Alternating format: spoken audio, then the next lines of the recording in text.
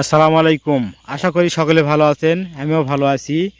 কৃষকের মেন হচ্ছে প্রাণপ্রিয় জিনিস হচ্ছে কি আপনারা একটু বলবেন। প্রাণপ্রিয় জিনিস হচ্ছে বিছন। এই বিছন যদি সুন্দর মতন হয় তাহলে কৃষকের আবাদটা খুব সুন্দর এবং যত্ন সহকারে করা যায়। বিছন যদি ঠিক মতো না হয় তাহলে আবাদ করা খুব কষ্টকর হয়ে যায়। কী কারণে? কিনা বিছন কি জানি কি বিছন দিবে বলা যাবে না।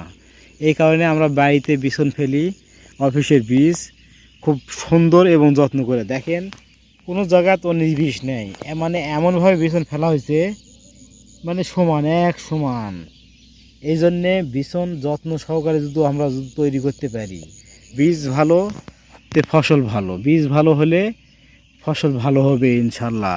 এই জন্য আমরা বীজের প্রতি গুরুত্ব দিব এবং বীজটা কিভাবে রোপণ করলে ভালো হবে, বীজটা তৈরি করলে ভালো হবে, এর প্রতি যত্নশীল হব আমরা কৃষকেরা, যারা বিশেষ করে যারা কৃষি আবাদ ফসল করেন, কৃষি সব কিছু করেন, সবজি শাকসবজি ফলমূল, এদের প্রতি আমার দৃষ্টি আকর্ষণ থাকবে। আপনারা বেশি বেশি এই ভিডিওটি দেখবেন এবং শেয়ার করবেন। আমরা বীজের প্রতি আমরা গুরুত্বশীল হব এবং বীজ বাড়িতে রাখার চেষ্টা করব। অতিরিক্ত টাকা দিয়ে আমরা বীজ কখনো কিনব না, কিনলে আমরা কৃষকেরা একটি আর্থিকভাবে ক্ষতিগ্রস্তের দিকে চলে যাব। এই জন্য আমরা বীজটা তৈরি করব আর সঠিক নিয়মে বীজটা রোপণ করে আমরা আবাদ ফসল করব, তাহলে আমরা লাভবান হতে পারবো। সবাই ভিডিওটি বেশি বেশি শেয়ার করবেন, বেশি বেশি কৃষকের কাছে পৌঁছায় দিবেন, তাহলে সবাই সচেতন হবে, সবাই নিজ দায়িত্বে বীজ রাখবে এবং বীজটা সঠিক সময়ে সঠিকভাবে রোপণ করবে, তাহলে আবাদ ভালো হবে। এই জন্য আমি আবারও বলতেছি, বেশি বেশি ভিডিওটি দেখবেন, শেয়ার করবেন এবং সবাইকে দেখার অনুরোধ রইল। এই ভিডিওটা দেখেন, এই বীজটা ফেলছে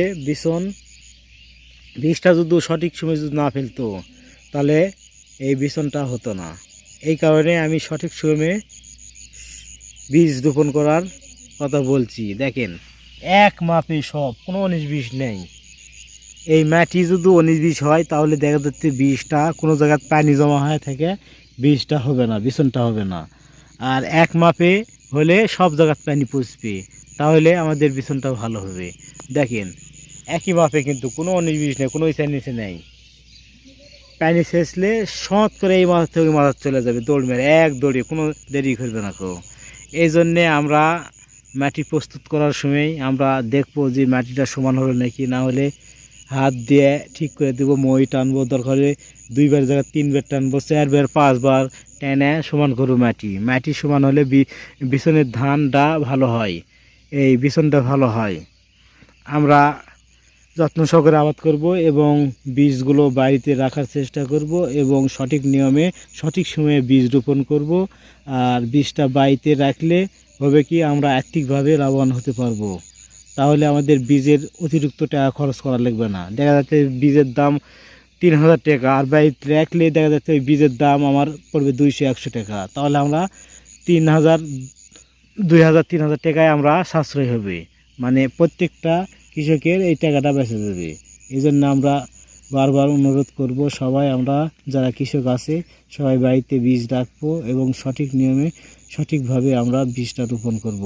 সবাই ভালো থাকবেন, সুন্দর থাকবেন, সবার সুস্থতা কামনা করি এবং সবাই নিরাপদে থাকবেন। আর ভিডিওটি যদি ভালো লাগে লাইক কমেন্ট শেয়ার করবেন আর বেশি বেশি মানুষের কাছে পৌঁছানোর চেষ্টা করবেন, তাহলে কৃষক লাভবান হবে, আমিও উপকৃত হব। পরবর্তীতে আরও ভালো ভালো কন্টেন্ট নিয়ে আসার চেষ্টা করব ইনশাল্লাহ। সবার জন্য আমার দোয়া এবং ভালোবাসা রইল, আমার জন্য সবাই দোয়া করবেন, আমি যেন সঠিক নিয়মে ভিডিও তৈরি করতে পারি এবং ভালো ভালো কন্টেন্ট আপনাদের মাঝে পৌঁছে দিতে পারি। আসসালামু আলাইকুম রহমতুল্লাহ।